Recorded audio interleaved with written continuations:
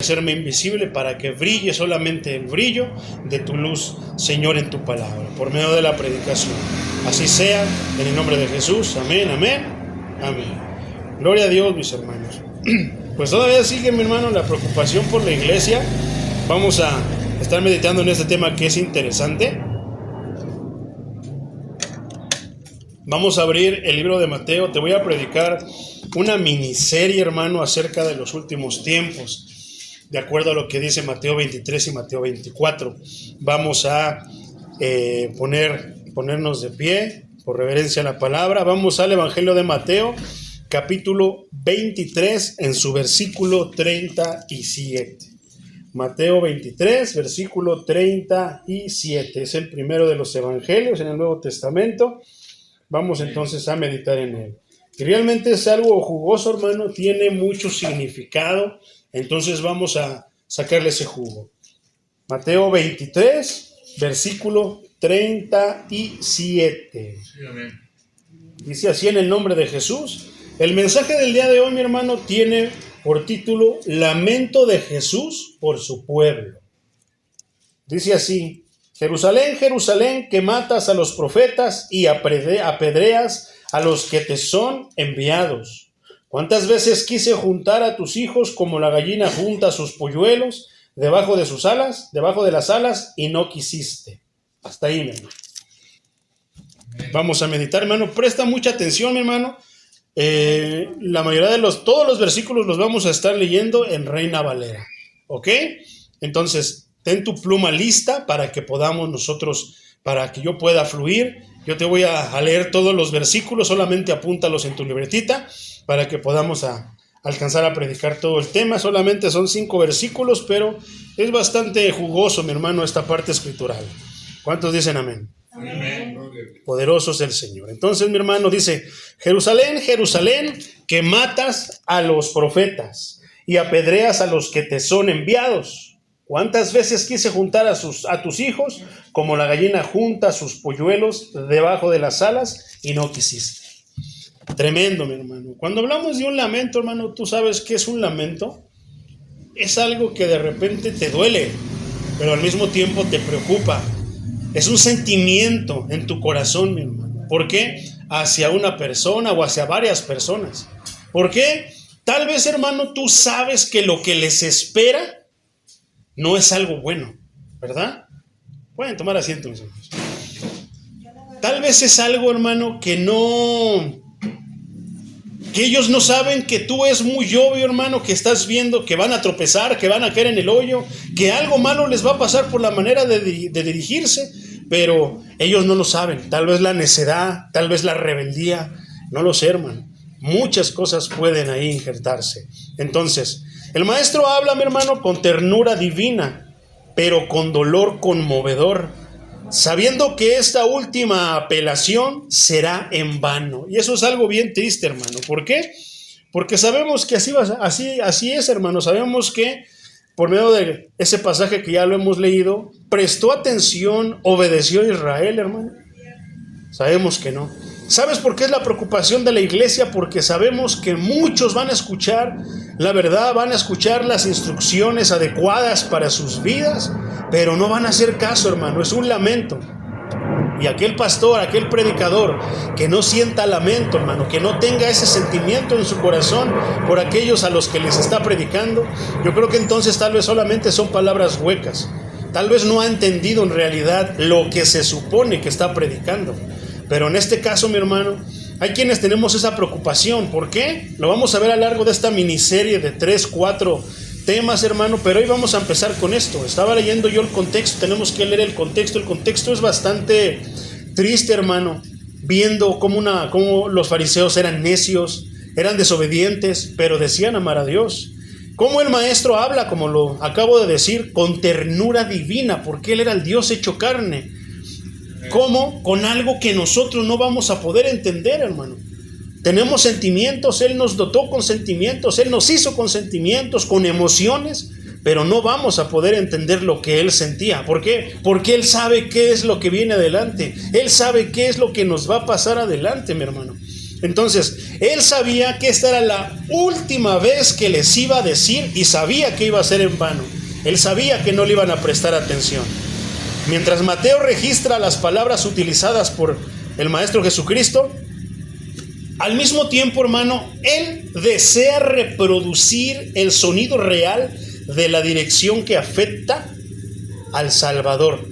¿Qué es eso, hermano? Está tratando de, por medio de las palabras, reproducir como si lo estuviéramos escuchando audiblemente lo que el Maestro, en el tono en el que el Maestro lo quería decir, mi hermano. ¿Qué quiere decir esto, hermano? ¿Cómo decía el versículo, mi hermano? Jerusalén, Jerusalén. ¿A quién se está refiriendo? A su pueblo amado. Que matas a los profetas. Yo te mando ayuda y tú los matas. Y apedreas a los que te son enviados. Te mando un profeta, no le haces caso. Te mando un predicador, no le haces caso. Te mando un evangelista, no le haces caso. Te mando todas las opciones para que te salves y no haces caso. ¿Qué quiere decir esto, hermano? Algo así, ¿te imaginas? Un Jerusalén, Jerusalén más asesino, cada vez más duro de corazón. Tal es tu costumbre y tu mala práctica. Jerusalén, Jerusalén, imagínate que lo pudiéramos, lo dijéramos de esta manera. Jerusalén, Jerusalén, cada vez eres más asesino, cada vez eres más duro de corazón. Tal es tu costumbre y tu mala práctica. Qué tremendo, pero al mismo tiempo le dolía al Señor en su divino corazón, mi hermano. La metáfora es particularmente apropiada en ese momento, hermano, cuando, como alguna vez, un escritor que se apellidaba Lynch escribió esto: las águilas romanas se cernían cerca y no había esperanza de seguridad sino bajo las alas del Señor. Jesús sabía lo que iba a pasar y sabía que eso que tanto se temían se iba a cumplir. Y no había ninguna otra parte donde pudieran estar a salvo, sino bajo las ¿qué? Bajo las alas del Señor. Sabemos que es hablado, hermano, el escritor lo escribió de manera poética. Sabemos que Dios no es un águila, no es un pollo que tenga alas, no, es de manera poética para ahora sí que proyectar cómo puede Él cuidar a sus hijos, ¿verdad? Entonces, ¿tú no lo harías, hermano? Pregúntate esto, hermano. Habiendo escuchado lo que el Maestro y lo que te acabo de decir, ¿no harías tú qué? Ir y, más bien correr bajo las alas del Maestro, bajo las alas de Dios. Pero qué tremendo que muchos no lo van a hacer, hermano. Van a hacer todo menos ir corriendo bajo las alas del Señor. Sin inmutarse por la advertencia y el castigo, impenetrables para el amor sufrido durante mucho tiempo, ingratos y por misericordia. Los judíos rechazaron todos los esfuerzos por su enmienda y persiguieron ciegamente el rumbo de la ruina. Pero no lo veían. Ellos pensaban que iban en el camino correcto, que estaban haciendo lo correcto. ¿Cómo el perverso corazón del hombre puede pisotear la ayuda, la misericordia de Dios? ¿Por qué? Por nada más que la ruina, hermano. No iban a lograr nada más que su ruina, su destrucción, el desastre. Lo que tanto amaban, lo iban a ver destruido. Siempre estaba en su poder cambiar si lo deseaban. Siempre está en ti, en cualquiera de nosotros, en cualquiera de las personas que les hablamos, el que puedan cambiar. Siempre está ahí, hermano. Es decisión de la persona. Por eso nadie pueda decir que el Señor lo mandó al infierno. No, tú decidiste ir al infierno. Pero resistieron voluntariamente la gracia y debieron sufrir una consecuencia. ¿En consecuencia de qué? De rechazar la gracia, rechazar al Hijo de Dios. Entonces, como dice, ¿cuántas veces quise y no quisiste? Dios es absolutamente soberano y por esto completamente capaz de hacer que suceda lo que Él desee, nos guste o no nos guste, ¿verdad? Por ejemplo, Isaías 46:10 dice esto, hermano. Escúchalo. ¿Qué anuncio? Es la continuación del versículo 45. ¿Qué anuncio lo porvenir desde el principio y desde la antigüedad lo que aún no era hecho. Que digo, mi consejo permanecerá y haré todo lo que quiero. Creo que es clara la soberanía de Dios mediante ese versículo, ¿verdad? Incluyendo la salvación de quien quiera que Él elija. Ay, ¿y por qué a mí no me eligió? Soy ratero, soy esto, soy grosero, no quiero ir a la iglesia, odio la palabra de Dios, me aburre, no quiero nada de eso, pero ¿por qué a mí no Dios me eligió para salvarme? ¿Será injusto, hermano, que eligiera a alguien así? Es justo que Él elija a los que le aman, ¿verdad? Como dice Efesios 1:4, dice, según nos escogió en Él antes de la fundación del mundo, para que fuésemos santos y sin mancha delante de Él. Me llama la atención el versículo 5 también, dice, en amor habiéndonos predestinado para ser adoptados hijos suyos por medio de Jesucristo, según el puro afecto de su voluntad. Él ya sabía quiénes iban a decir sí al llamado, sí ¿a qué? Al llamamiento, al arrepentimiento. Él sabe quiénes son los que van a decir sí. No es que él haya dicho, tú sí, tú estás feo, tú estás no, tú greñuda, tú no, esto no. Es que lanza de manera general, o sea, para todos, la opción, hermano. Hace el llamado a todos, pero no todos levantan la mano. Muchos nada más se quedan pensando, muchos prefieren darse la vuelta, como aquí en la iglesia cuando hacemos el llamamiento. ¿Quién quiere qué? Recibir la bendición del Señor. ¿Quién quiere tomar la decisión de seguir a Cristo?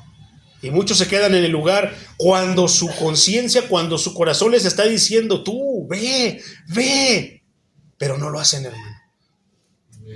Muchos de ellos también ya estuvieron convencidos, dijeron, esta mañana voy a ir al culto y hoy sí voy a tomar esa decisión y adiós mundo, ya no quiero saber, estoy harto de ti, estoy hastiado de ti. Pero ¿qué hacen al momento cuando se hace el llamamiento? Nada, ¿verdad? Y se quedan ahí, hermano. Entonces, sin embargo, algunas veces Él expresa, o sea, Dios expresa un deseo por aquello por lo cual Él soberanamente no lo lleva a cabo, tal y como está escrito en el Génesis capítulo 6, versículo 6. Dice así, y se arrepintió Jehová de haber hecho hombre en la tierra, y le dolió en su corazón. El lamento trae esto, dolor en el corazón de Dios. ¿De qué? De que los creó, los tomó como su pueblo escogido, les dio todo, los sacó de la esclavitud de Egipto, los llevó a la tierra prometida. ¿Para qué, hermano? Para que siguieran renegando. Y eso lo podemos ver en la vida de nosotros. Realmente el Señor nos saca de la esclavitud del pecado, nos trae a la vida eterna, y muchos de nosotros nos la pasamos quejándonos en todo momento. Que esto, que no tengo aquello, que Dios ya se olvidó. Esas son quejas. ¿Tú sabías que la queja es pecado, hermano? Bueno, si no lo sabías, pues ahora ya lo sabes. La queja es pecado.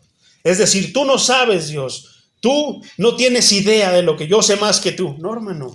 Y eso también tiene que ver con egoísmo. ¿Por qué? Porque estás pensando solamente en ti. ¿Tenía razón Jesús de estar con lamento en su corazón, mi hermano? Por supuesto que sí.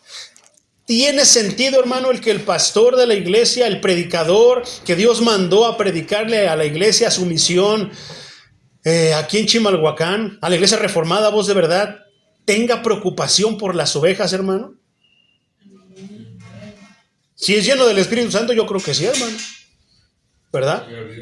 Deuteronomio 5:29 dice, ¿Quién diera que tuviesen tal corazón, que me temiesen y guardasen todos los días todos mis mandamientos, para que a ellos y a sus hijos les fuese bien para siempre? Yo creo que es bien clara la promesa, hermano. Yo creo que es bien claro lo que Dios está diciendo. ¿Pero qué? No, queremos algo material, algo que realmente no tiene valor. ¿Por qué el humano tiene esa inclinación a desear lo que no tiene valor? Lo que solamente lo que brilla. Dice el dicho en el mundo, no todo lo que brilla es oro. Pero inclusive el cristiano piensa que porque brilla es oro. Piensa que porque lo sacaron de la Biblia es así, cuando a veces sabemos que hay versículos torcidos. ¿Quién torcía la escritura? Satanás.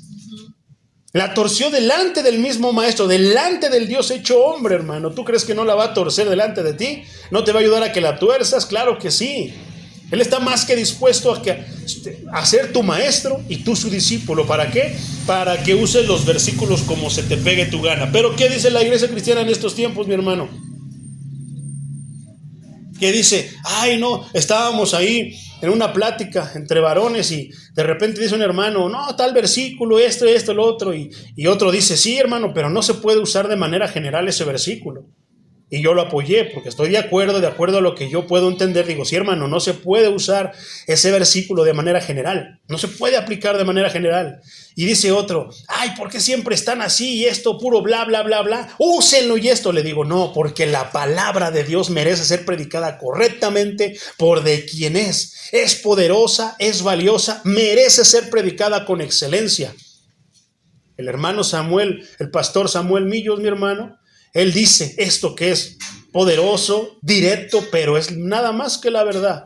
No debemos de dejar que nadie predique en el púlpito a menos de que haya sido capacitado con el don que Dios le da a los predicadores. Pero ¿qué hacemos en estos días? Para que no se vaya, predica. Para que no haga esto, no haga lo otro, lo dejamos que se suba la alabanza, que haga esto, que haga lo otro, ¿qué? ¿Para qué? No, hermano.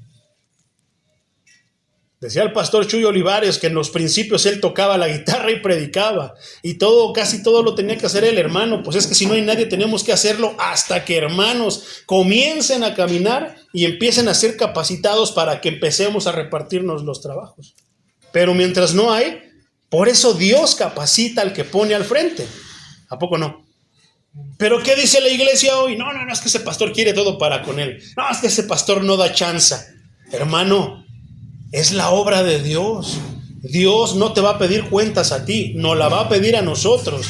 No es realmente congruente que nosotros digamos, no, porque vas a echar a perder las cosas y no quiero tener al Señor. Quiero tener al Señor como mi aliado, como mi Dios, no como mi enemigo.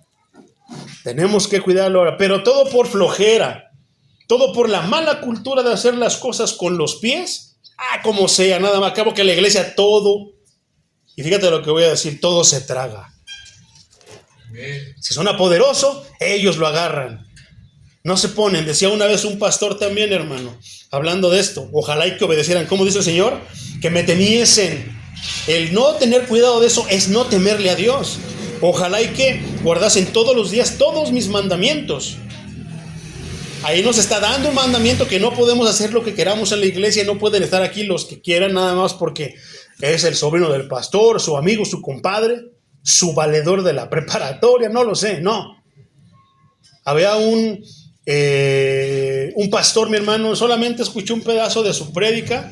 Yo no sé por qué le adelanté para ver qué, y ahí salió esta frase que decía, me siento contento. Y no era cualquier pastor, hermano, era un líder.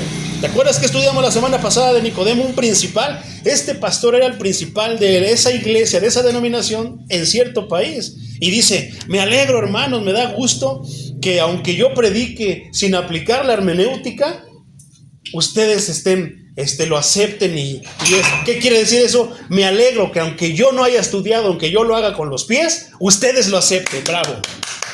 Eso es lo que les estaba diciendo. ¿Y todos qué? Toda la iglesia ciega, emocionada. Bravo, gloria a Dios, somos los mejores. Somos la única iglesia, la iglesia verdadera. La iglesia verdadera, hermano, escudriña la palabra. No tiene pereza para ponerse a estudiar la palabra. No la predica con los pies. Porque si la predicamos con los pies es muy posible que todos, incluyendo yo, nos vayamos al infierno creyendo que estamos predicando lo correcto y que Dios nos va a salvar. No, Dios viene por sus hijos. ¿Y sus hijos qué? Hacen lo que Él dice. Escuchan, están ansiosos, deseosos de escuchar lo que Él dice. ¿Tengo, hermano, yo razón para estar preocupado por la iglesia? Amén. Yo no soy Cristo, hermano, por supuesto que no. Soy un siervo inútil de Cristo, pero también tengo preocupación dentro de mi inutilidad.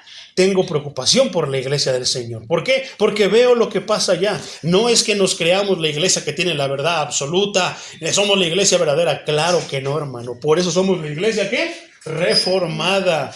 A continuo estamos haciendo reformas. Si está mal, lo quitamos y hacemos lo correcto. Eso es la iglesia reformada. Tenemos, ¿sabes qué se celebra en este mes, mi hermano? Entonces, les voy a traer los temas de la iglesia reformada. ¿Por qué somos la iglesia reformada? Tenemos que saber de dónde viene ese nombre, de dónde, cuáles son las raíces de la iglesia. En este mes, hermano, yo los agarré en curva hace 1 año, hace 2 años, hermano, cuando estábamos pastoreando ya en Fuente de Agua Viva, que les decía, hoy es 31 de octubre. ¿Saben qué se festeja? Esa pregunta se la hice a 100 cristianos, y de 100 cristianos, ¿cuántos crees que contestaron cuántos tuvieron la respuesta correcta? Ojalá, y 3, hermano. Solamente uno sabía. ¿Saben qué se festeja el 31 de octubre? Y muchos dicen, pues es Halloween allá en Estados Unidos. No, hermano, se festeja un aniversario más de la Reforma. Por eso tenemos que explicar, estudiar qué es la Reforma para que sepamos de dónde viene la iglesia. Cómo es que llegamos al tipo de predicación expositiva, la cual brilla tanto en iglesias evangélicas como en iglesias católicas. Pero ya lo veremos en su tiempo, hermano. Entonces, fíjate lo que dice este versículo, Deuteronomio 5:29. Para que a ellos y a sus hijos les fuese bien. Obedece a Dios, sigue a Dios. No solamente te va a ir bien a ti, le va a ir bien a tus hijos. Tú vas a morir un día, hermano, pero Dios es eterno. Dios va a cuidar de tus hijos. Si tú lo obedeces, si lo obedecemos, eso es paz, eso debe de traernos paz y tranquilidad, hermano. Pero si no tenemos nosotros razón de estar preocupados, viendo que un hermano, un pastor, está torciendo la palabra, está predicando cosas que no. Hay iglesias en estos tiempos que predican todo menos la palabra de Dios. Agarran un versículo, lo leen y te empiezan a hablar de todo. Y parece que se les olvida que están predicando la palabra de Dios. Acuérdate de historias. Tienes que cumplir media hora por lo menos. Y te empiezan a platicar testimonios, visiones, sueños, lo que escucharon allá, acá en la tele. No lo filtran. Y no, hermano, este lugar es para predicar, es única y exclusivamente la palabra de Dios. Salmos 81:13 dice, si me hubiera oído mi pueblo, si en mis caminos hubiera andado Israel, la historia será totalmente diferente. Por otra parte, Isaías 48:18 dice, si hubieras atendido a mis mandamientos, fuera entonces tu paz como un río y tu justicia como las ondas del mar. Abundante y hermosa. Qué tremendo, ¿verdad? ¿Por qué sentía lamento? ¿Tú alguna vez cuando leíste este versículo, hermano, te preguntaste por qué sentía lamento el Señor Jesucristo? Bueno, aquí lo estamos estudiando. Entonces, mi hermano, esta expresión en ninguna manera sugiere la limitación en la soberanía de Dios o implica algún tipo de cambio en Él. O sea, que Dios de repente diga, no, mejor sí lo voy a hacer. No, ya no lo voy a hacer así. Ya me cayeron gordos, no me obedecen, los voy a chamuscar. No, hermano. Números 23, 19, dice, Dios no es hombre para que mienta, ni hijo de hombre para que se arrepienta. Él dijo, y no hará, y no lo ejecutará. Por supuesto que sí, hermano. Sin embargo, sí revela aspectos esenciales de su carácter divino. Dios está lleno de compasión, sinceramente bueno para con todos. Eso es bien importante. Una cosa es ser bueno y otra cosa es ser sinceramente bueno. Hay veces que no somos buenos por conveniencia, somos buenos para que digan de nosotros, es bueno esa persona, pero hay quienes son sinceramente buenos, sin esperar nada a cambio. Dios es así. deseoso del bien, no es malo, y por esto no se deleita en la destrucción de malvados. Pero ¿cuántos dicen, yo no quiero ese Dios que tú predicas, ese es malo, genocida, desde aquellos tiempos mataba niños y pueblos enteros, y a su pueblo cómo lo traía, cómo destruyó a Sodoma y a Gomorra, cómo destruyó al mundo en el diluvio y bla, bla, bla, bla, bla, bla? No, hermano, Dios no se deleita en destruir a lo que su creación, pero es justo, y si estorba, si impide a los buenos, a los que le aman, seguir su camino, los va a quitar del camino. Eso es bien tremendo, hermano, porque aquí se aplica a muchas circunstancias. Inclusive puede ser a nuestra familia. Puede ser personas allegadas a nosotros que estorban para que nosotros lleguemos. ¿Qué va a pasar? Muchas veces no es que las mate, sino simple y sencillamente lo que hace es hacerlos a un lado. A veces nos dará a nosotros la opción de hacer las cosas. Por ejemplo, mi hermano, leamos esto. Ezequiel 18:32 dice lo siguiente: pues no quiero la muerte del que muere, dice Jehová el Señor, convertíos pues y viviréis. Pero es justo, hermano, que Él tiene un lugar para los que hacen lo que Él dice y uno para los que lo rechazan, para los que no quieren. ¿Cuántas personas en estos días dicen que no quieren nada de Dios? Perdón, hermano, estoy ando medio agripado. ¿Cuántas personas, hermano, no rechazan a Dios? Pero quieren estar en el cielo. O sea, qué ironía, ¿verdad? Qué ignorante, qué maldad. Quieren hacer lo malo, como lo que hace su padre el diablo, pero quieren vivir con Dios en el cielo. Por otra parte, Ezequiel 33:11 dice: diles, vivo yo, dice Jehová el Señor, que no quiero la muerte del impío. Él sabe quiénes andan con un pie en el mundo y quién anda con un pie en la iglesia. Quien escucha la verdad pero no la obedece. Quien quiere escuchar la verdad pero no la va a obedecer. Él conoce todas las intenciones de nuestros corazones. Amén. Pero fíjate que Él no quiere ni la muerte de él, quiere que se salve, sino que se vuelva el impío de su camino, o sea, de la maldad, y que viva. Volveos de nuestros malos caminos, porque moriréis, oh casa de Israel. Qué tremendo, hermano.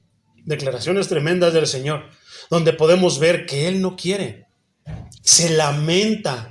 Cristo tenía todo esto en su corazón. Lo que sentía el Padre, Cristo lo sentía. ¿Por qué? Porque tampoco quiere. ¿A qué lo mandó su Padre? ¿A acabar con el mundo? ¿A condenar? No, lo mandó a salvar a la humanidad. Si no tuviera, como decía el hermano Pedrito en su oración, Él no quiere realmente el mal para su pueblo, pero si su pueblo quiere caminar allá, si las personas quieren caminar allá, tampoco se los va a impedir. ¿Verdad? Mientras se afirma la soberanía de Dios, o sea que no cambia, a eso vengo con estos versículos, que Él no cambia de parecer. Él quiere la salvación de buenos, malos e impíos, del caliente, del frío y del tibio.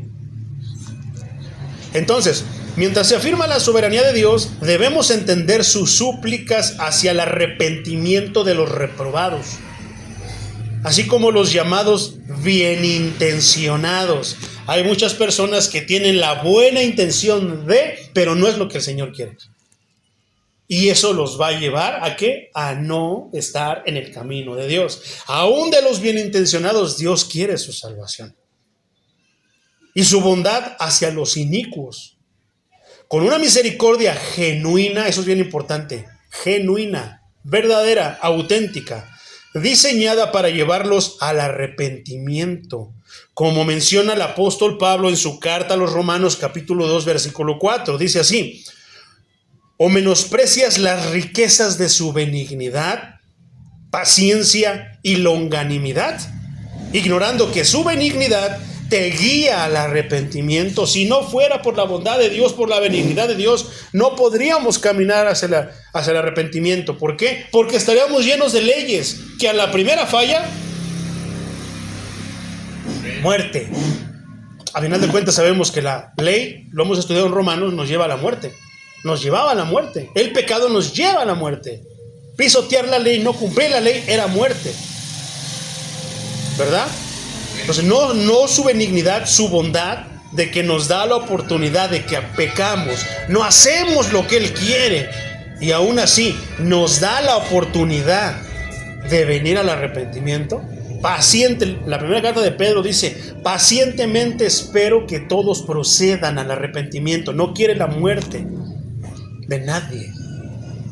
Entonces, la emoción demostrada aquí por Jesús, y en pasajes similares como Lucas 19:41, que dice así: y cuando llegó cerca de la ciudad, al verla, lloró por ella, porque sabía lo que le iba a pasar por su desobediencia y su rebeldía, su resistencia ante su palabra y ante su presencia.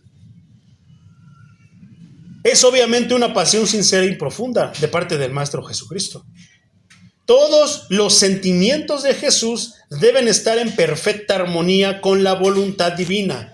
Eso también debe de ocurrir en nosotros. Todos nuestros sentimientos deben estar, ¿qué? En armonía. ¿Para qué? ¿Para quién?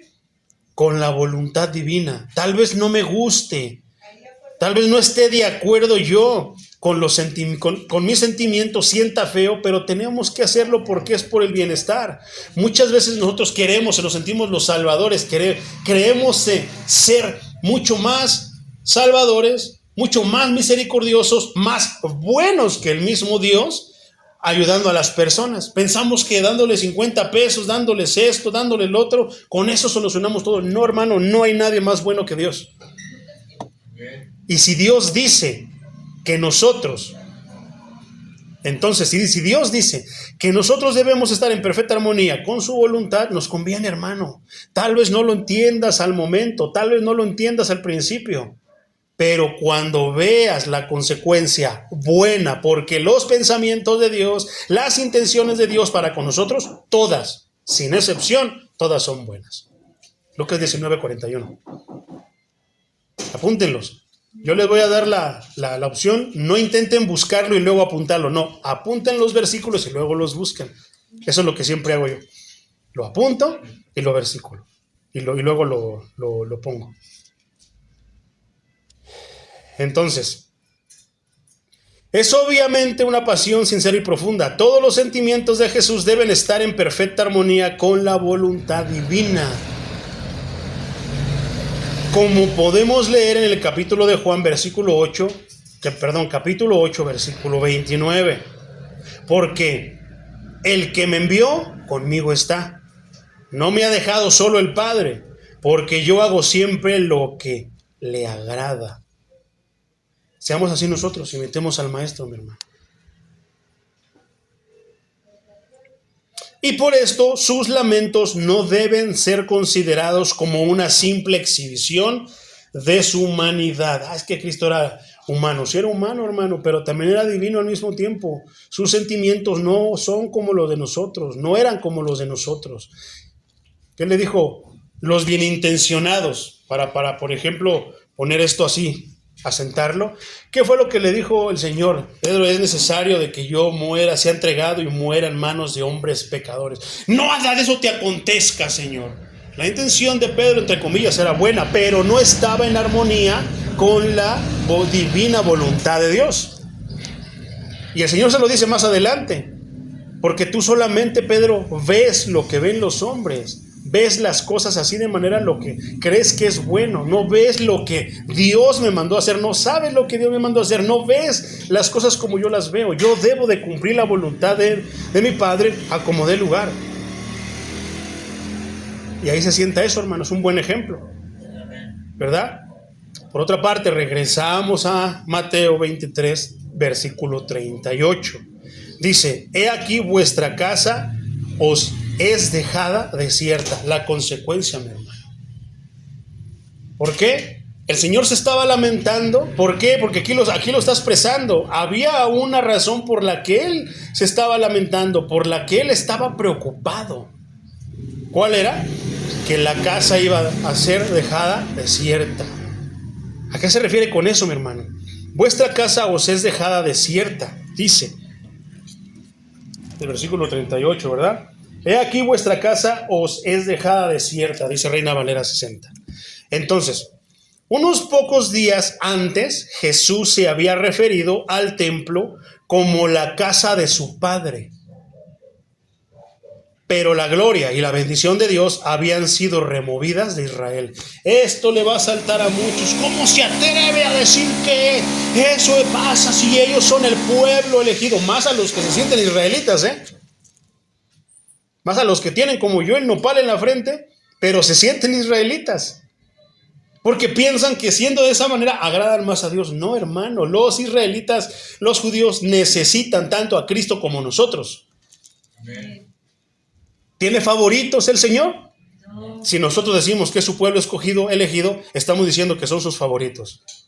¿Fueron algún tiempo? Sí. Pero cuando Cristo vino y rechazaron a su Hijo, ¿a quién tú crees que va a preferir Dios? ¿A un pueblo pecador y rebelde o a un hijo obediente que iba a cumplir la voluntad que Él le mandó a hacer?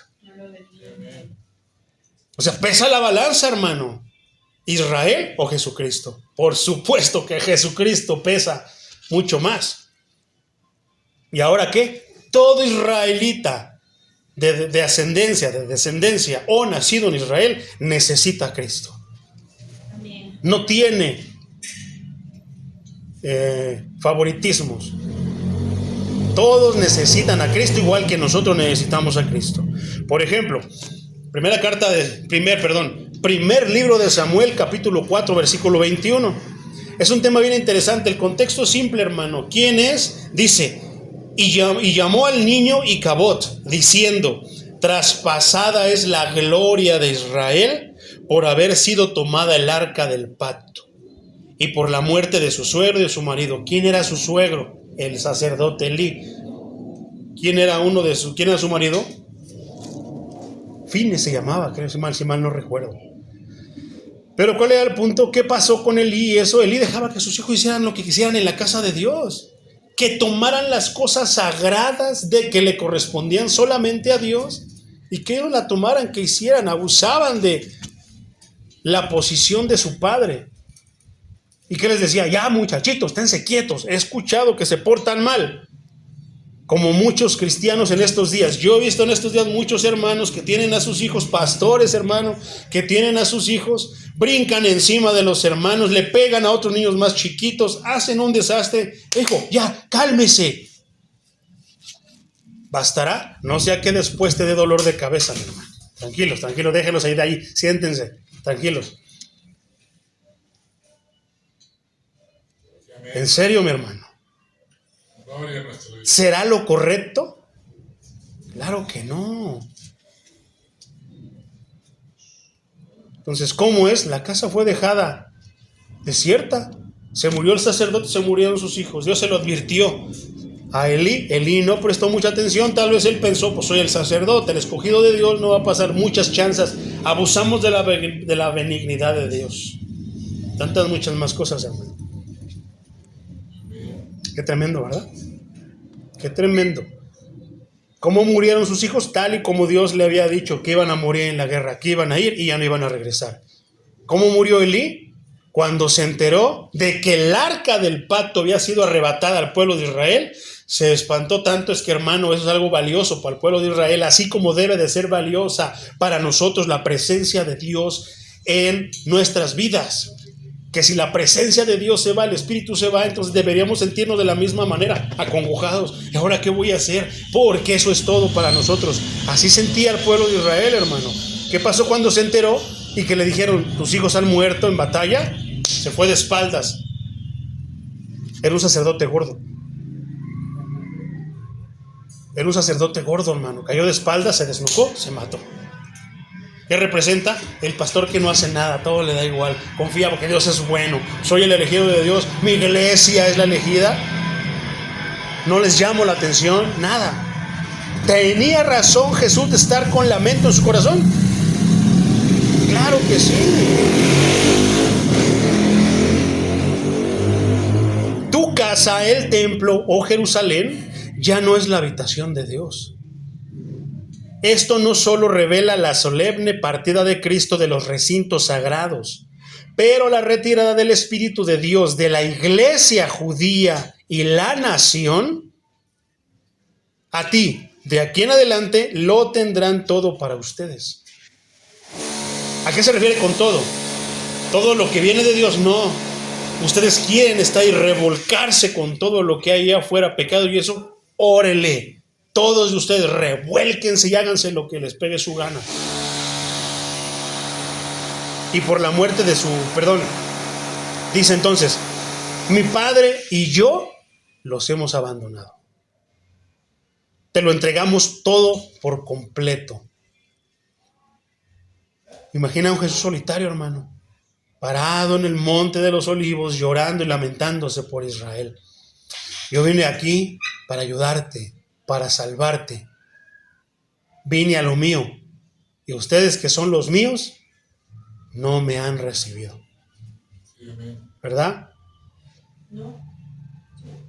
El ala protectora se retira.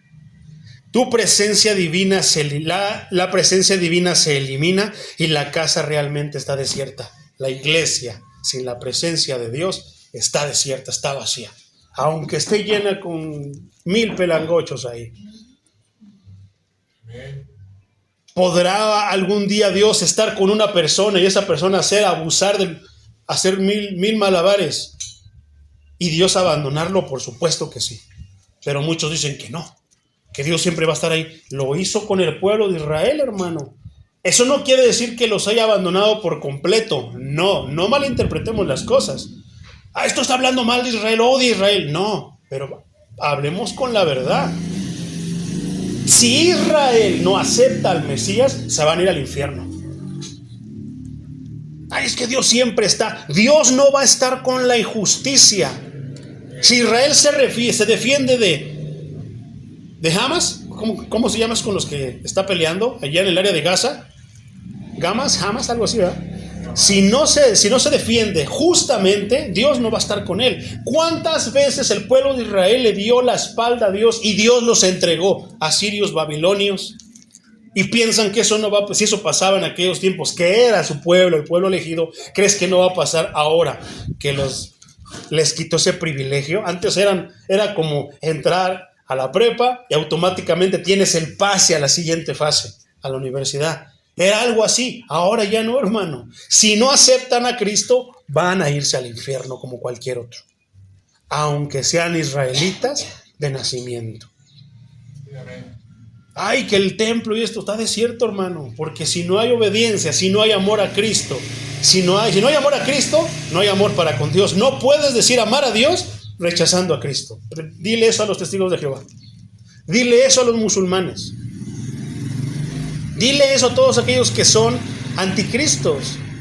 Dile eso a todos aquellos que en sus predicaciones no hay sangre, no son salpicados con la sangre de Cristo. Porque hay iglesias que no son salpicadas con la sangre de Cristo. La iglesia adventista se la pasa, son la iglesia del sábado, se la pasan hablando del sábado. Por eso yo le decía a cierta persona, bueno, pues que el sábado te salve entonces, porque a mí me va a salvar Cristo. Escucho que el sábado, y no me hablas de Cristo. Si no me hablas de Cristo, ¿cómo te vas a llamar cristiano? ¿Cómo te vas a llamar cristiana? ¿Cómo puedes decir que amas a Dios si rechazas a su Hijo? Qué tremendo, ¿verdad? Jeremías 12:7, hermano, dice así: he dejado mi casa, desamparé mi heredad, he entregado lo que amaba mi alma en mano de sus enemigos. Ahí está, hermano. ¿Crees que no nos va a permitir? Es que Dios es bien bueno, me gusta andar pecando, luego voy a la iglesia, luego voy con el pastor, le digo un diezmito, ya con eso. Muchos lo piensan así. ¿Crees que Dios no te puede entregar, hermano, en manos de Satanás? Tenemos ejemplo. El apóstol Pablo dice, tal perverso, en vez de que lo corran de la iglesia porque contamina con sus cosas, ahí lo quieren tener. Es que tú eres amor, Señor. Es que yo no puedo correr a nadie porque las almas son delicadas. Tú no sabes más que Cristo. Si Cristo dice que debemos de despedirlo, lo vamos a despedir, la vamos a despedir, los vamos a despedir de la iglesia. ¿Y qué dijo Pablo? No se preocupen, yo ya lo entregué a Satanás, a ver si se arrepiente. De una manera no estaba contento, estaba enojado con la iglesia y estaba enojado con ese varón. ¿Por qué? Porque el celo de Dios estaba en él. El celo te va a incitar a hacer las cosas correctamente. Te va a estar ahí, no, yo no puedo estar en esta manera, tengo que ponerme a cuentas con el Señor. Cuando Jesús salió del templo, hermano, como se menciona en Mateo 24:1, la gloria de Dios se fue con él. El mismo Dios hecho carne se había ido. En Ezequiel 11:23 se describe la visión que tuvo el profeta sobre la salida de la gloria Shekinah en sus días. La gloria divina abandonó el templo y se puso sobre el monte de los olivos. Exactamente la misma ruta que Cristo siguió según el capítulo de Mateo 24:3. Eso lo vamos a ver hasta después. Pero primero tenemos que entrarle aquí para poder entender todo lo que vamos a hablar de las señales del fin. Versículo 39. ¿Estamos dónde, mi hermano? ¿Mateo qué? 23:39. Exacto. Porque os digo que desde ahora no me veréis, hasta que digáis, bendito el que viene en el nombre del Señor. Amén. Gloria. Yo no me alegraría tanto, hermano, porque es una cosa que le está diciendo el Señor a la iglesia. No me vas a ver hasta que dejes de pecar. No me vas a ver hasta que dejes de andar contando tus historias y no me prediques a mí. No me vas a volver a ver hasta que te pongas a cuentas. Tantas cosas, hermano. No me veréis. El ministerio público de Jesús había terminado, hermano. Él se apartaría de la Israel nacional hasta el tiempo en el futuro en el cual lo reconocerán como Mesías. Eso lo podemos ver en Romanos 11:23-26, lo lees en casita. Poderoso es el Señor. Después dice, no me verás de aquí en adelante, ¿verdad? ¿Cómo dice? 39. Otra vez completo, mi hermano. Ahora no me veréis hasta que digáis, bendito el que viene en el nombre del Señor. Poderoso es el Señor. Entonces, Cristo explica la denuncia que acaba de dar. Es una denuncia, es una advertencia, les está diciendo algo. Ya no me van a ver. En unos días será separado de ellos por la muerte y el entierro. Y aunque se apareció a ciertos testigos elegidos después de su resurrección, la gente ya no lo vio, como dice Hechos 10:41. Su casa estaba desierta. Algunos toman la palabra ver, eso es interesante, hermano. ¿Por qué? ¿Cómo dice el 39? El aire me mueve la hoja. Desde ahora no me veréis hasta que digáis. Ahí, no me veréis. Les digo que eso, no me veréis. Muchos hermanos toman esa palabra ver en el sentido de saber. Muchos ya no van a saber de mí. Muchos ya no me reconocerán.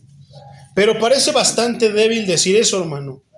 No me conocerán hasta que me reconozcan como el Mesías. Suena mejor esa traducción. Desde hoy les digo, no me conocerán hasta que me reconozcan como el Mesías. Y es lo que está pasando, hermano. No van a ver a Jesucristo. Ahora, tengamos en cuenta que el contexto está hablando de Israel. No está hablando de gentiles, no está hablando de la iglesia. Aunque ahora Israel, junto con los gentiles en Cristo, somos la iglesia. Entonces, no me conocerán hasta que me reconozcan como Mesías. Ya que el conocimiento y el reconocimiento son prácticamente idénticos o simultáneos. Hasta que digas, bendito el que viene en el nombre del Señor. Las palabras que habían recibido su entrada triunfal unos días antes, como dice Mateo 21:9. La cláusula, hasta que digáis, no cierra la puerta. ¿Por qué, hermano? Pareciera que cerró la puerta y están condenados. No, hermano. Cuando dice, hasta que digáis, no cierra la puerta de la esperanza para siempre. espera una perspectiva más feliz.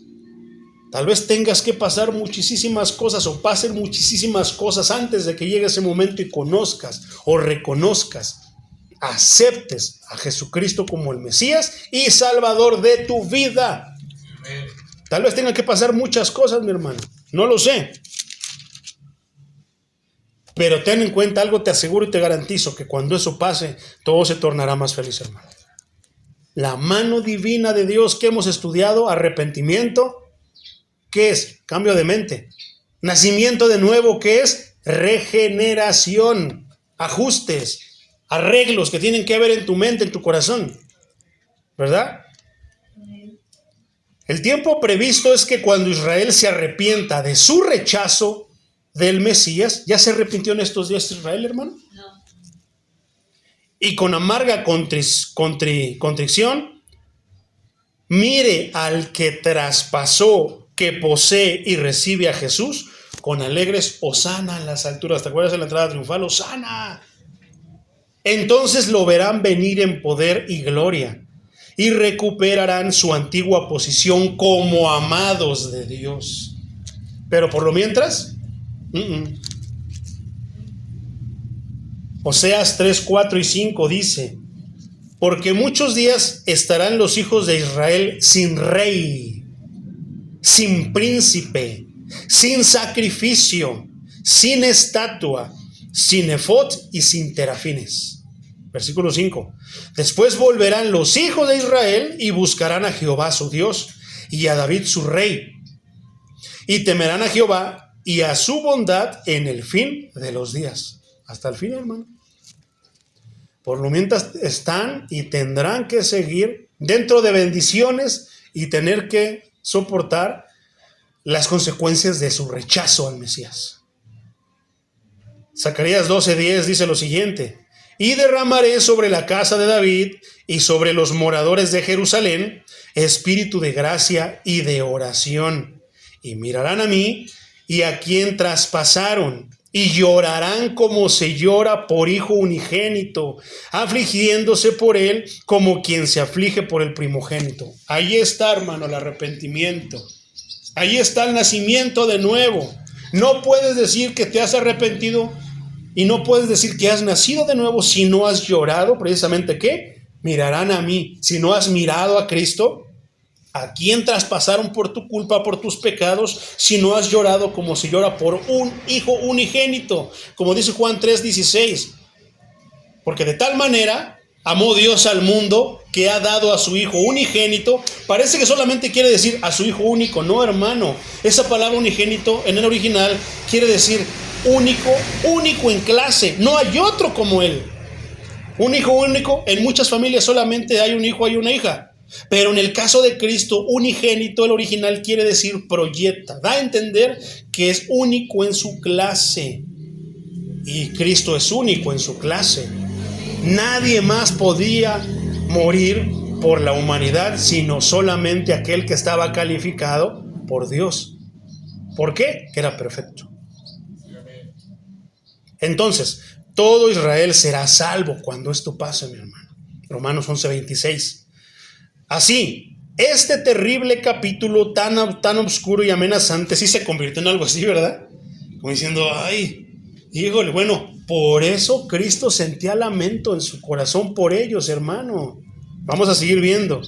Se cierra con un resplandor de esperanza y una promesa indefinida pero segura de restauración final. Seguimos con Mateo 24:1. ¿Cómo dice? Cuando Jesús salió del templo, léelo conmigo. Cuando Jesús salió del templo y se iba, se acercaron sus discípulos para mostrarle los edificios del templo. ¿A poco, Señor, no conocía los edificios del templo? Como si fuera turista, ¿no? Como si él, llego yo a mi rancho y me enseñan lo que acaban de construir. ¿Querrá decir eso, hermano? Aparentemente, ¿eh? Los edificios del templo. Fíjate, esto está bien tremendo, hermano. Este templo fue comenzado bajo el reinado de Herodes. Pongo aquí porque el aire me vuela la hoja. Herodes el Grande en el año 20 antes de Cristo. Lo podemos ver en Mateo 2:1. Y continuaba bajo construcción cuando los romanos lo destruyeron en el año 70. Eso ya lo hemos leído en Hechos, hermano. Que la Jerusalén, lo que se temía que, ¿por qué decía que esto será? Bueno, vamos a seguirle mejor. En la época del ministerio de Jesús, el templo era una de las estructuras más impresionantes del mundo. Hecho de bloques, mira, presta atención a lo que te voy a decir, hermano. Hecho de bloques macizo de piedra adornados con ornamentos de oro. Intenta. Es más, hermano, vete ahí a allá a YouTube, y ponle el templo de Dios 3D y te va a empezar a mostrar cómo era. Fíjate. Bloques macizos de piedra adornados con ornamentos de oro. Algunas de las piedras del templo medían alrededor de 12 por 3 metros. ¿Te imaginas el tamaño de esas piedras? Extraídas esto quiere decir mucho, extraídas expertamente de la cantera para calzar perfectamente unas con otras. Esto era un trabajo de alto nivel, hermano. Los edificios del templo fueron hechos de reluciente mármol blanco. Te voy a mandar una foto al grupo para que veas cómo es esto, hermano. Y toda la pared de la gran estructura principal fue cubierta con láminas de oro que reflejaban el sol de la mañana, haciendo posible un espectáculo visible para muchos. El monte del templo fue ensanchado por completo por los ingenieros de Herodes, por medio de largas paredes de contención y cámaras abovedadas en el lado sur y la esquina del sureste. De esta forma, el gran patio encima del monte, el templo dobló su tamaño, se hizo más grande. Todo el complejo del templo fue increíblemente magnífico. ¿Tú has ido a Bellas Artes, hermano? Cuando yo voy a Bellas Artes, hay trabajo ahí. Cuando yo vi por primera vez el Palacio de Bellas Artes, me quedaba así, hermano. Dije, wow, para mí es un edificio hermoso, hermano. Yo no he visto otro edificio tan hermoso, una arquitectura, el material, los colores, como el Palacio de Bellas Artes aquí en México. Y me emocionaba y pasaba una y otra vez. Sigo pasando, hermano, y tengo 6 años trabajando de aquel lado. Y sigo volteando a verlo y me sigue pareciendo hermoso.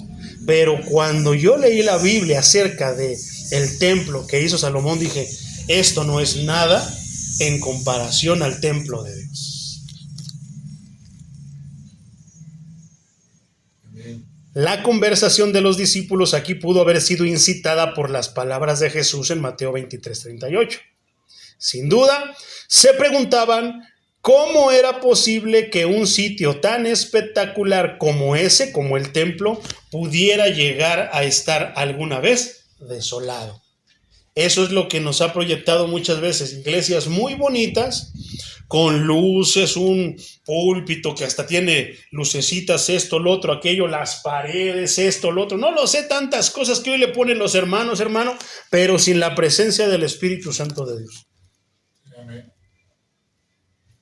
¿Cómo es posible que una iglesia tan bonita esté desolada, no esté habitada por el Espíritu de Dios? Amén. Te lo voy a poner de otra manera. ¿Cómo puede ser de que este monito, hermano, con trajecito y esto, desolado por el Espíritu de Dios?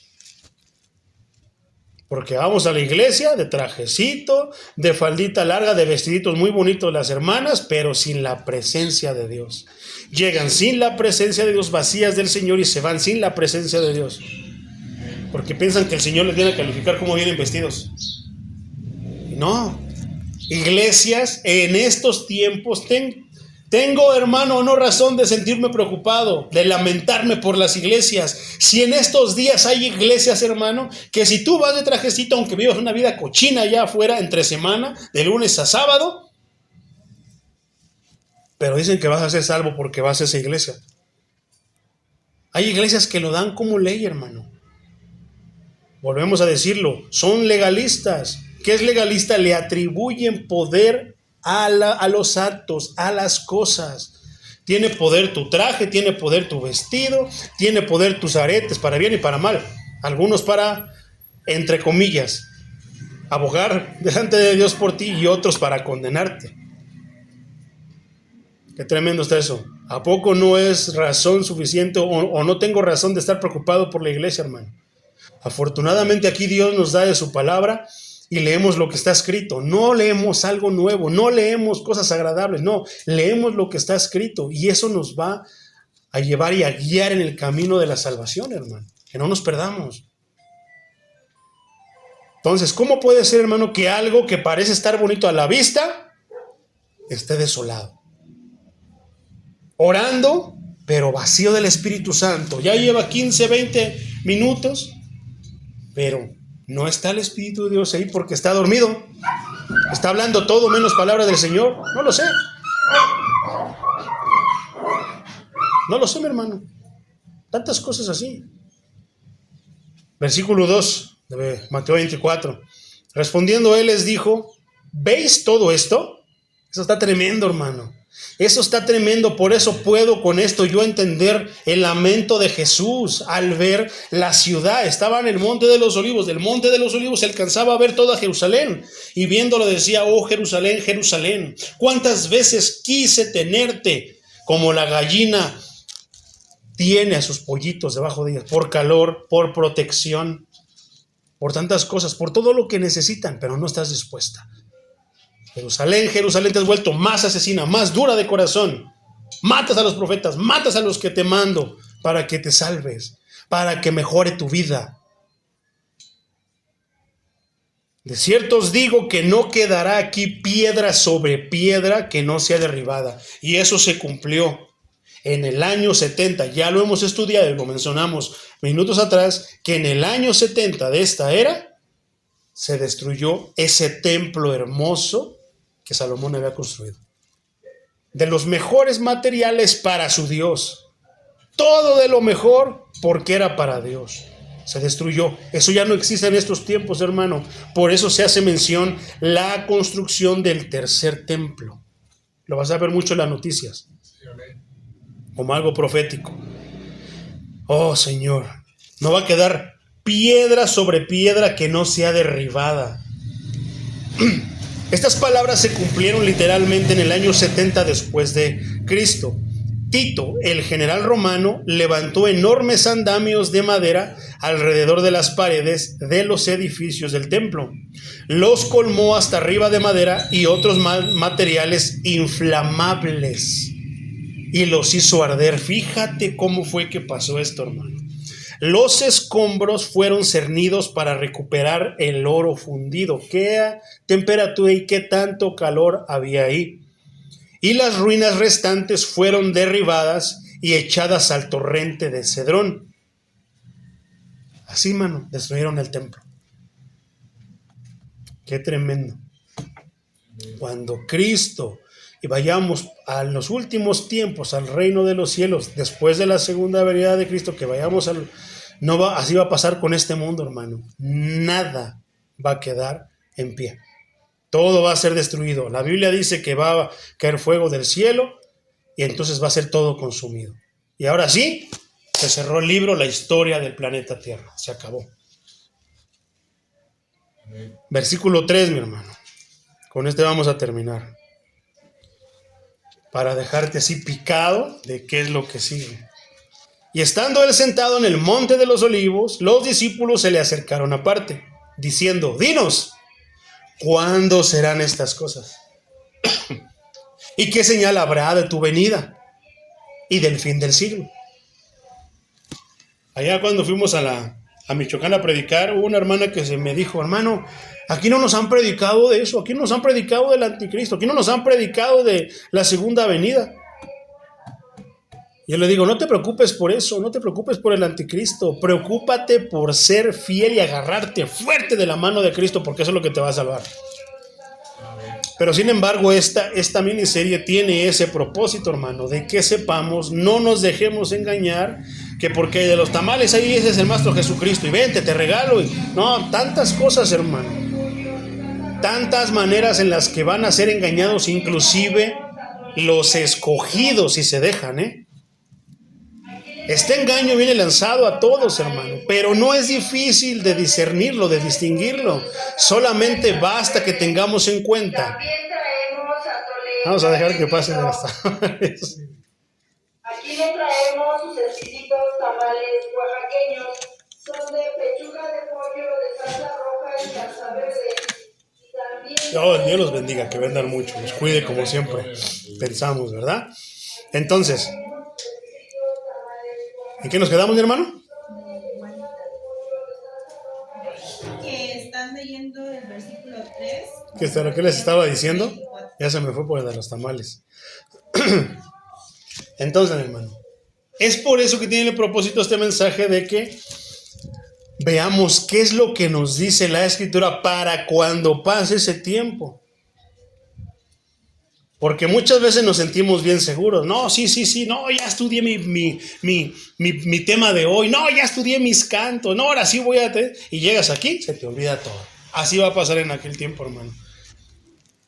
¿Te acuerdas que hace 8 días te dije que no, que más que memorizártelo así, nada más por memorizarlo, mejor aprendieras dónde estaba ubicado, para que tú veas y busques?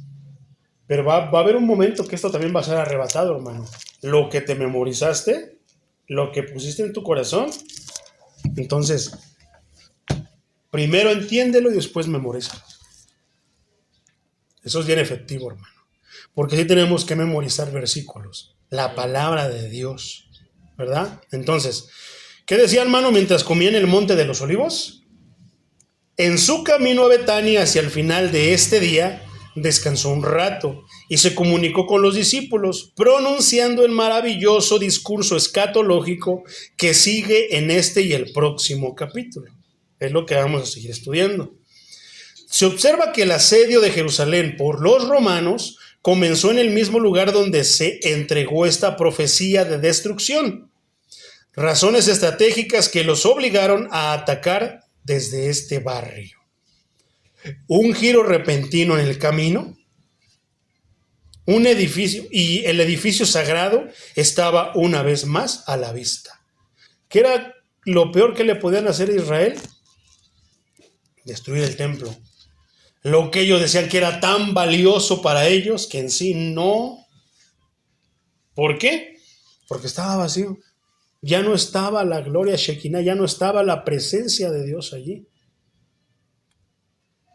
Qué tremendo, ¿verdad? ¿Qué pasó con los israelitas? ¿Qué pasó con la parte que mencionaba yo del sacerdote Elí, del libro de Samuel?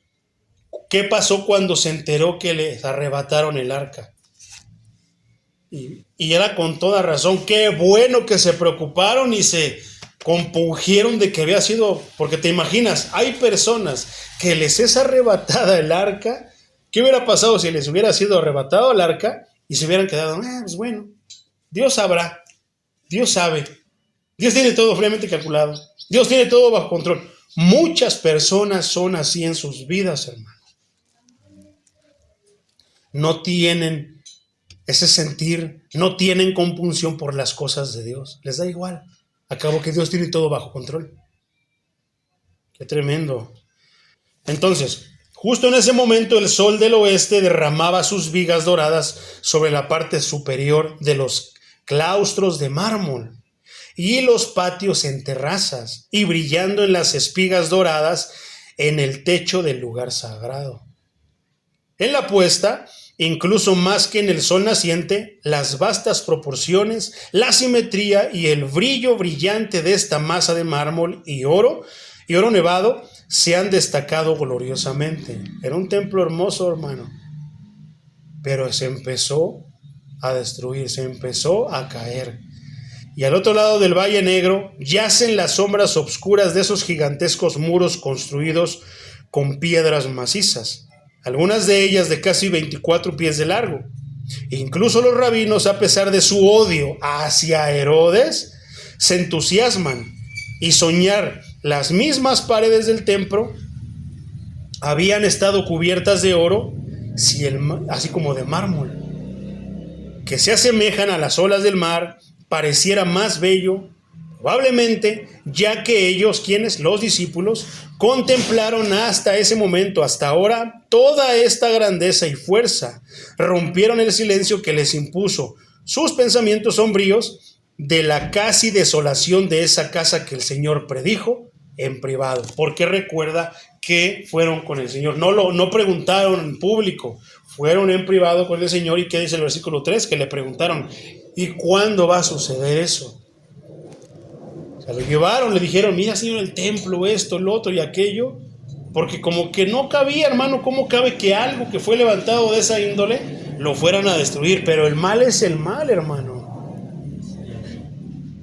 Una persona que dice, no, ¿cómo vas a destruir eso si es el templo de Dios? ¿Cómo vas a destruir eso si está bien bonito? No, mejor déjalo así, habítalo, pero déjalo así. No, hermano, la maldad es la maldad.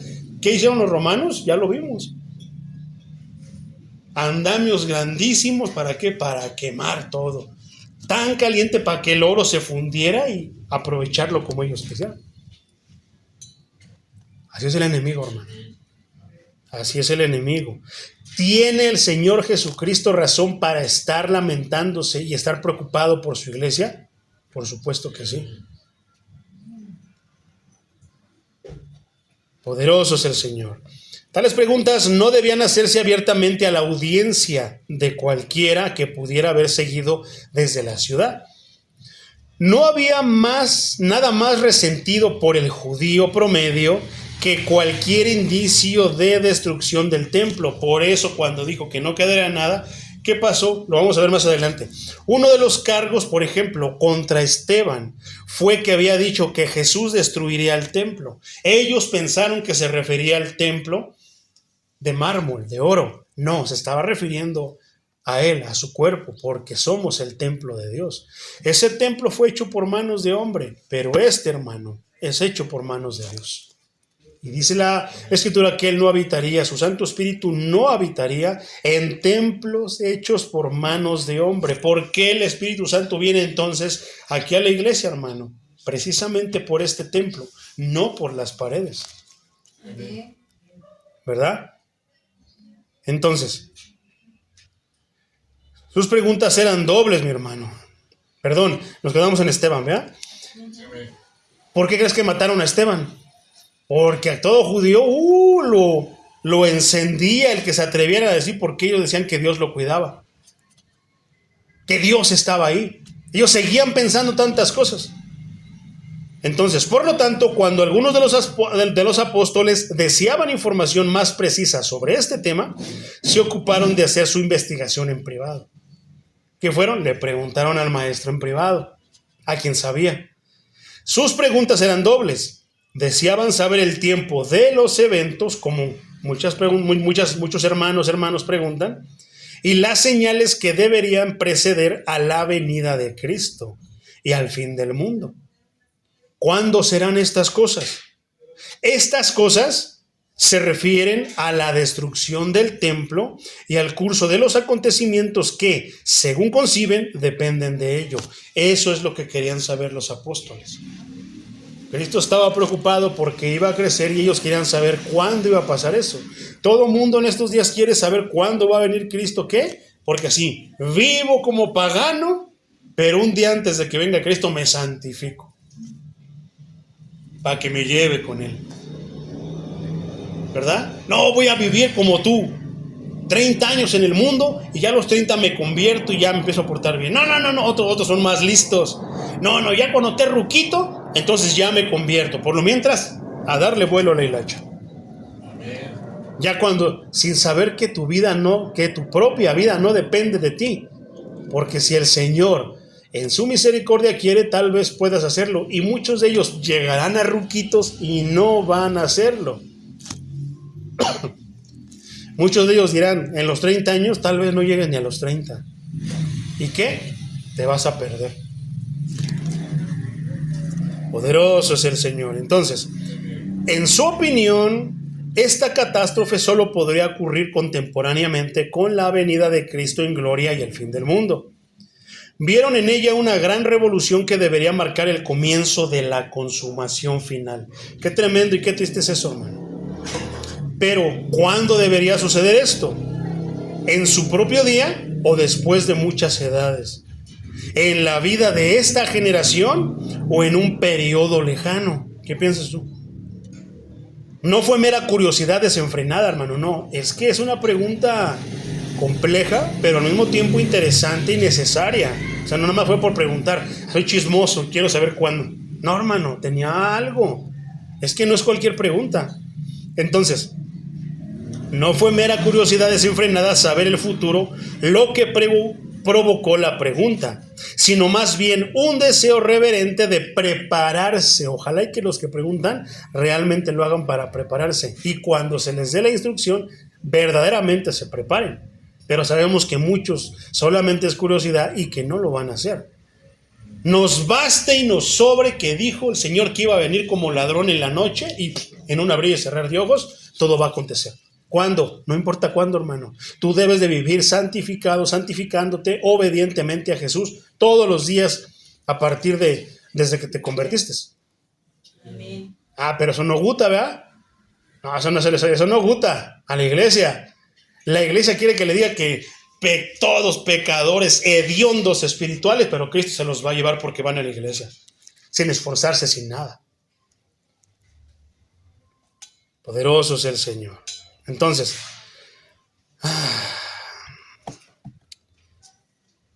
esto no fue, mi hermano, sino más bien un deseo reverente. Eso es correcto. Yo creo que es la manera correcta de decirlo. Un deseo respetuoso, reverente, de prepararse para estos grandes eventos, de la certeza de que ahora están completamente seguros.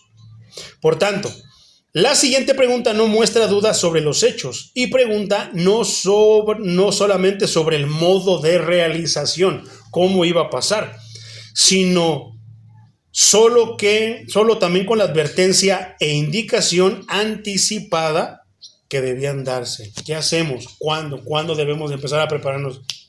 De ya, hermano. De ahí en adelante, que esto se quede en tu corazón y que vivas santificándote, vivas la vida ordenada, y lo que te falta por hacer, ordénate, porque si no, Cristo va a venir y nada más te vas a quedar viendo, lamentándote porque se acabó. Poderoso es el Señor. Entonces, consideran estos dos eventos como síncronos o muy estrechamente conectados. Aquí hay una palabra, una palabra en griego, la palabra parousia, que en griego clásico significa presencia o llegada, se usa en el Nuevo Testamento especialmente para el segundo advenimiento de Cristo, para establecer su reino eterno en pleno poder y gloria. Refiriéndose al mismo evento, encontramos en algunos lugares el término epifanía, tiene acento en la I segunda, utilizado, por ejemplo, en primera carta a Timoteo 6:14, segunda carta a Timoteo 4:1, y en otros la palabra revelación, como en primera carta a los Corintios 1:7, segunda carta a los Tesalonicenses capítulo 1 versículo 7. Pero las tres expresiones denotan simplemente el establecimiento abierto del reino del Mesías, indefinidamente en cuanto al tiempo y a la manera. La frase traducida como fin del mundo, que también los apóstoles preguntan, no solamente cuándo van a destruir el templo, cuándo vas a venir y cuándo serán los últimos tiempos. Significa literalmente la consumación de la era. Es decir, el final de este presente visto en contraste con el futuro o el mundo por venir. Esta es la última vez. Estos son los últimos días de los que se habla en otra parte. Como dice primera carta de Pedro 1:5, primera de Juan 2:18 y como también dice Isaías 2:2 y Miqueas 4:1. Entonces, Jesús predice la predicción del templo, hermano. Está en el capítulo 24, pero el capítulo de donde empezamos comienza con el subtítulo Lamento de Jesús sobre Jerusalén. ¿Por qué se lamentaba? Porque iba a venir la destrucción del templo. Él les iba a avisar que el templo iba a ser destruido. ¿Qué más les está diciendo? Que el Hijo del Hombre, que Él vendría por segunda vez. ¿Y qué más? que sería el fin ya de la era. Entonces, ¿por qué estudiamos esto, hermano? Para entonces después, ahora sí, en el versículo 4, Jesús el Maestro responda acerca de las preguntas que le hicieron. ¿Cuáles son las señales antes del fin, Señor? Y les va a empezar a decir. Pero ¿cuál es el contexto, hermano? Que Cristo estaba preocupado porque su pueblo no estaba respondiendo como se esperaba. ¿Por qué se dejó escrito estas partes escriturales? Porque inclusive nosotros, yo como humano, hermano, como un siervo chiquito del Señor, estoy preocupado por lo que ha de pasar con la iglesia, porque se ven muchos hermanos que no caminan de acuerdo a lo que el Señor espera de ellos y de ellas. No es para nosotros. A muchos parece, mencionan arrepentimiento, esto, un hermano peca, se tropieza, eso parece que les da gusto que se tropiecen y quieren señalarlo. No, hermano, a muchos nos da lamento, porque si el Señor viniera en ese momento de ese tropiezo, de ese pecado, se acabó. Después de que, aunque hayas tenido 50 años en la iglesia, te vas a ir al infierno, hermano. Qué tremendo, ¿verdad? Entonces, ¿podemos entender el lamento del Señor? Tenemos que entender el lamento del Señor para poder entender las señales del fin, porque es que el Señor nos habla de eso y está bien tremendo lo que viene, hermano. Pero ahí vamos a poder nosotros saber qué es lo que tenemos que hacer, cuál es la postura que tenemos que tener como siervos de Cristo, qué es lo que está por venir. Si no conocemos eso, sería difícil, pero va a ser más fácil si nosotros escuchamos como los apóstoles las respuestas, los consejos del Señor, lo que el Señor Jesucristo nos dejó escrito en su palabra. Y van a haber cosas bien tremendas, pero la misma Biblia va a hablar, hermano. No voy a ir a inventarme que esto y déjame ver mi bola de cristal, déjame esto, déjame preguntarle a mis amigos los videntes. No, hermano.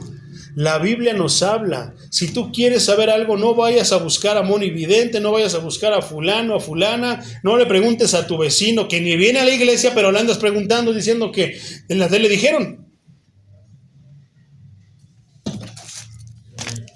Ven a la palabra de Dios, hermano. Aquí vamos a encontrar todo lo necesario y vamos a encontrar la guía para cuando vengan esos tiempos, porque ya estamos en esos tiempos.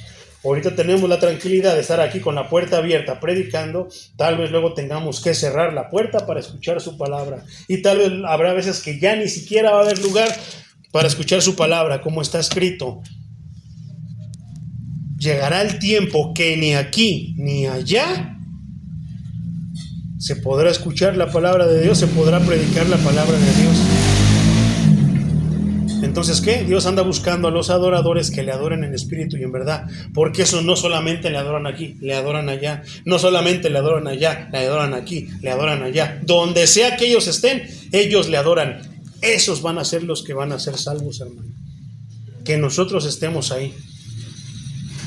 Ay, no, porque está bien, eso en la iglesia aparece. Ah, no, porque no hay sillas. Ay, no, porque esto hace calor, hace frío, llueve, todo, hermano. Tenemos ahorita cierta comodidad, pero no debemos abusar de la comodidad. Me estaba diciendo algo el Señor ayer que me quedé estupefacto y dije, lo tengo que compartir en la iglesia. ¿Cuántos oran sentados?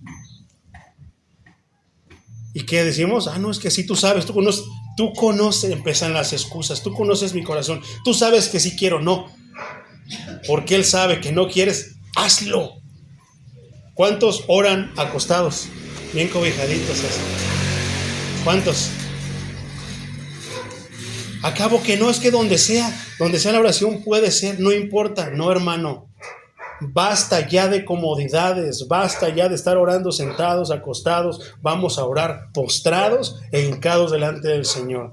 De en adelante, empezando hoy, hermano, realmente esfuérzate, esforcémonos que a partir de hoy empecemos a tener nuestro tiempo en nuestra casa. Basta de andar platicando y contándole al Señor. No, ora con el Señor, habla con el Señor.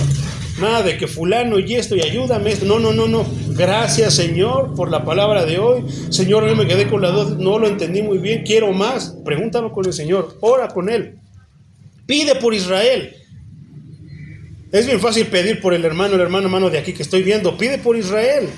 Por eso el pueblo, también son el pueblo de Dios. Están ciegos que no pueden ver al Mesías. Están rechazando al Mesías. Pide por los hermanos de la India. El hermano Santok, ¿se acuerdan del hermano Santok? Me mandó un video, hermano, donde su casa de él, el agua se le está metiendo todo y se ve todo su piso encharcado, hermano. Parece que fuera de tierra. Sus cosas mojadas. Están batallando muchos hermanos. Pero nada más pedimos por los que vemos, por esto, por lo otro. Bendíceme porque, a ver, ¿y si no te quiere bendecir? ¿Le vas a dar la misma cara sin dinero? ¿Le vas a dar la misma cara si te corta eso? Yo lo dudo, hermano. Yo lo dudo hasta que no lo vivas, lo podrás comprobar tú, porque ya o cuando tenemos, no, Dios me bendijo, Dios me dio y esto, hermano, yo le presto, yo le doy, espérate que te pongan escasez un poquito, hasta enojado vas a andar. No quiero ir porque no tengo dinero, no quiero ir esto, lo otro. No, hermano, a mí me da risa, porque ya tengo eso en mi mente. Luego, 15 días, hermano, que estuve como que escaso. Veía la bendición a mi compañero de la intermedio, veía la bendición, porque yo pido por mis compañeros de trabajo. Y les digo, bendícelo, Señor, porque yo no sé qué gastos tengan, ¿verdad? Y vendía a mi otro compañero de la tarde, y yo nada. ¿Y qué debo de hacer? ¿Cuál debe ser mi postura? Yo soy tu hijo, ¿por qué a mí no me bendices? Estos hijos del diablo sí los bendices. Porque muchos lo piensan así, ¿eh? Yo nomás decía, tú sabes, Señor, tú sabes.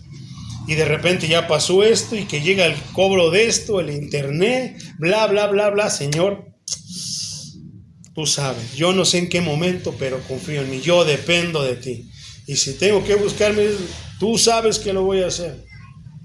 Pero mantente así, la misma cara para con Dios, Señor, tú sabes. Porque es bien fácil y es bien bonito decirle a Dios gracias cuando tienes abundancia. Pero dale gracias cuando no te está dando. Gracias por no darme, Señor. No me has dado, tú sabes por qué. Tal vez está viendo, porque cuando tienes el guardadito es bien bonito. No, sí, gloria a Dios, la necesidad yo le voy a dar a mis hermanos que necesiten, mi hermano. Pero se te acaba, desde que se te comienza a acabar el guardadito, ya estás. Está acabando, Hermano, vamos a jugar. No quiero jugar ahorita. Chusma. Estoy enojado. Así somos, no, hermano, no cambiemos. ¿Qué, hermano? ¿Por qué anda tan preocupado? Pues es que se me viene la renta y no tengo. No, hermano, es que se me vino esto y lo otro. No se preocupe, yo lo aliviamos. Así, hermano, pero tranquilo. No somos bendecidos nada más porque tenemos, sino también somos bendecidos cuando no tenemos. Entonces, ¿por qué se preocupa el Señor, hermano? Porque Él sabe cómo somos. Y no por darnos por nuestro lado para que no nos vayamos, nos va a estar siempre de. Es nuestro problema si nos quedamos y nos vamos, hermano. Él sigue siendo Dios. ¿Verdad? ¿Estás enfermo? Alábalo. ¿Estás sano? Alábalo. ¿Tienes? Alábalo. ¿No tienes? Alábalo más. Alabémosle más. Entonces, dejemos un poquito la comodidad, mis hermanos, y vamos a esforzarnos un poquito más. Hablemos más con el Señor. Ahora lo que vamos